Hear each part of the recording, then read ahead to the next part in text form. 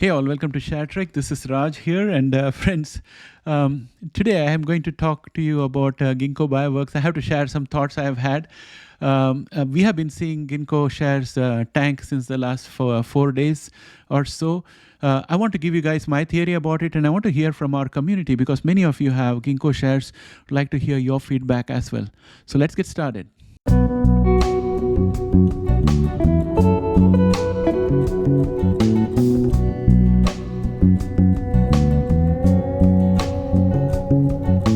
Welcome back, friends. I may have found the reason why Ginkgo shares have been falling. We are all seeing Ginkgo Bioworks fall from $2.35, the peak that it reached on 31st of August 2023, after the announcement of the Google AI Alliance on August 29, 2023. And it so happens that CEO Jason Kelly was on CNBC on 1st of September, and the video has a timestamp of 4:59 p.m. EDT. The next morning, the share started tanking. Secondly, on 1st of September, insider Reshma Shetty sold 75,300 shares and Jason Kelly sold 200,000 shares, followed by Barry Canton, also an insider, who sold 75,300 shares. So the total was around 350,600 shares that was offloaded by insiders on 1st of September. Then, on the 8th of September, Barry Canton sold another 75,300 shares, while Reshma Shetty sold 75,300 shares, and Jason Kelly sold another 200,000 shares. This accounts for another 350,000 shares unloaded on 6th of September. Now, I think a sale of 350,000 shares on a single day in a stock that has an average daily volume of around 19.72 million does not mean much, and I am pretty sure it has not impacted the market anyway. However, I took a look at the Jason Kelly interview, and I was struck by the fact that he did not do as much of inspiring or convincing interview. Because when he was describing how the AI model is going to work, he used a very high-level example. Maybe if he had been a little more detailed in that, it would have made the viewer also feel that they were getting some realistic reply. I'll show you a little clip here right now before I move further. You can see how he's describing the latest AI tie-up with Google. Just check this out and I'll come back. It's great to have you on the show. Yeah, thanks for having me on, Morgan. All right, so walk me through this partnership that you struck with Google, because it looks like you're going to pay Google an escalating minimum amount over the course of 5 years, and then Google, based on undisclosed business milestones, has the possibility of putting money back into Ginkgo as well. So what is this going to enable? Yeah, so the number one thing it enables is it gets us access to the infrastructure at Google, right? And the reason this is exciting is, folks have gotten to learn more and more about how these AI models work, right? And to give you an example, something like ChatGPT, basically this big computer brain, it was fed a bunch of English language books and other text, and it learned to speak English. And the idea behind our project with Google is to take that same kind of computer brain, instead of giving it books written in English, give it books written in DNA. So the genomes of all the organisms that are out there in nature. And the idea is it'll learn to speak DNA just like ChatGPT learned to speak English. And DNA is behind half of your therapeutic drugs, many of your foods, new materials, and things like that. And the hope is this model could ultimately do that job better than a scientist trying to write that DNA by hand. And that's the project with Google. And by doing this scale of deal, where we are committing to $250 million of spend over the next 5 years, we build that asset for our customers here at Ginkgo, and they can access it as a service. As you saw in that clip, he was talking in very high level. I mean, it almost sounds condescending, like we won't understand the nitty-gritty, so he has to dumb it down for us.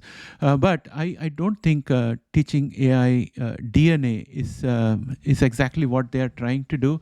There must be much more than that involved in it, because DNA does a whole lot of things. It describes an organism, and then it also describes the processes that should happen in an organism.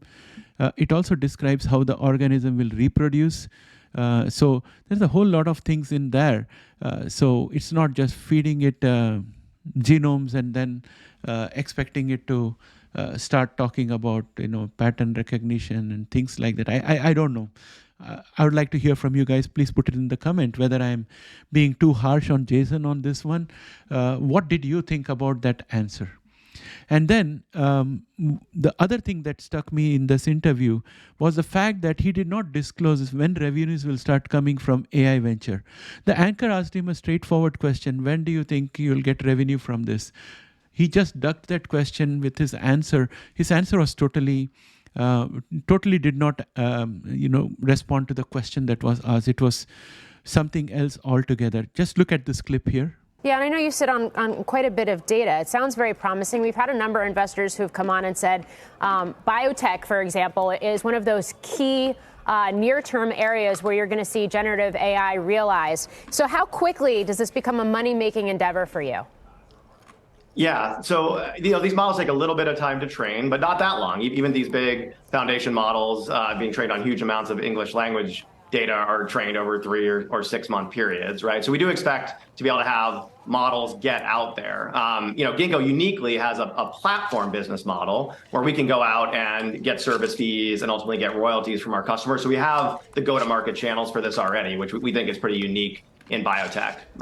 As you saw in that clip, so Jason Kelly just went off into a different direction. He did not mention whether the revenues will start coming within 6 months or 1 year or 2 years or 5 years. No, there was no such thing. He just left it vague, saying that it could happen earlier or it could happen late. So guys, do you think I'm still being harsh, or do you have the same feeling like I do?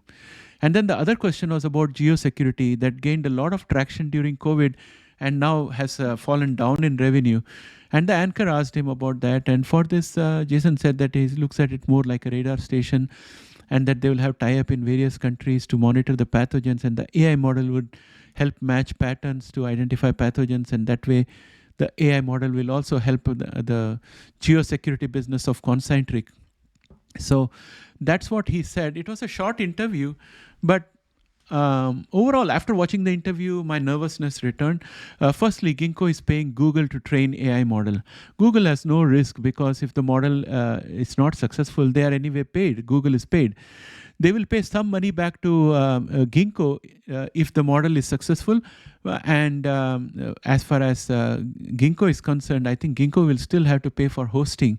So Google makes money anyway. And when I look at it from a Google's perspective, a Google point of view, I think Google was a bit late in getting started. Microsoft really bet them to the punch with the ChatGPT announcement. Since then, Google is scrambling to catch up. So this is a prized collaboration for Google, because the optics of this whole thing is very futuristic. You have AI plus genomics. This is what makes the stock market go crazy. And I would have expected that Ginkgo would have got the collaboration for free, and in fact, Google would have paid them some money so that they can bring their expertise into creating AI that is well versed in genomics. I guess that because Ginkgo is now paying for it, they will hold the copyright and the intellectual property that they put into the artificial intelligence unit. So we'll have to wait and see what all those details are. And friends, my main frustration with the Ginkgo Bioworks is that they never disclose all the details of the collaboration. They just give you sound bites which are positive, and we don't have much information about how these things are playing out in the overall analysis from a revenue perspective. And even in this interview, they didn't give us anything about the revenue. But on the positive side, I'm looking at their AI model once it comes up and it starts being as good as their scientists. And whenever they have new clients, they can use the AI to do most of the heavy lifting, and then the actual real life scientists can do a bit of supervision on top of it, just making sanity check and further fine tuning the AI. So the work of the scientists in Ginkgo will probably change. And right now, I think they might be diverting quite a few of their scientists from their work, which is actually generating revenue, into training the AI model. So my feelings about this are quite mixed. Overall, I was not impressed. I need to see something concrete come out of this AI collaboration. I think Google offers this service to anyone that wants to use ChatGPT specifically for their corporation or business. So I think DNA should not have paid for this. They should have got paid by Google. But what do I know? I don't know the details of the collaboration. And if they were getting paid by Google, probably Google would have taken the intellectual property rights along with that. So I'm hoping that DNA has not given up the intellectual rights that they on the property that they are creating in the AI. So with that said, I think that many of our viewers are interested in DNA. So I would request you guys to give your opinion. And friends, I'm just a regular investor like yourself, just with a channel. So whatever I'm saying is, as a retail investor, I may or may not be right. I think this TV interview definitely sunk the stock, because from 1st of September onwards, the stock has been going down. I think the interview just skimmed the surface and left the viewer with without answers to the questions asked by the anchor about when the returns will come in. So that's my verdict. Please let me know what you think. And I think that kind of brings me to an end of this segment. But before you leave, friends, as a new content creator, I'm really excited to see our channel coming close to 5,000 subscribers. I want to experience what it feels like to have 5,000 subscribers. So I want the 5,000 to happen quickly. So if you have not yet subscribed, please subscribe. It's absolutely free, and you can help us reach the 5,000 milestone. And also, if you're already subscribed, you can help the channel. Please consider being a member to support the channel, and that will be absolutely appreciated. That's all for now, my friends. Bye for now.